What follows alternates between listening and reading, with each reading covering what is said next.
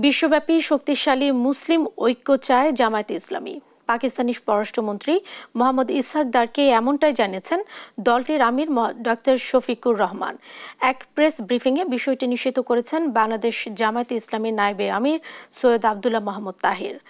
রোববার দুপুরে রাজধানী বসুন্ধরা আবাসিক এলাকায় জামায়াতে আমিরের সঙ্গে সৌজন্য সাক্ষাৎ করতে যান বাংলাদেশের সফররত পাক পররাষ্ট্রমন্ত্রী মোহাম্মদ ইসহাক দার।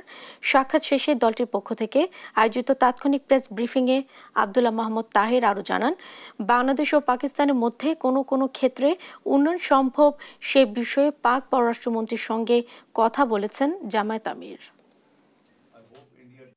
আমির জামাত আরেকটি বলেছেন যে আজকে মুসলিম উম্মার জন্য একটি লিডারশিপটা খুব প্রয়োজন এবং এটা কম্বাইন্ডলি যেন এরকম একটা লিডারশিপ তৈরি হতে পারে সে ব্যাপারে উনি দৃষ্টি আকর্ষণ করেছেন।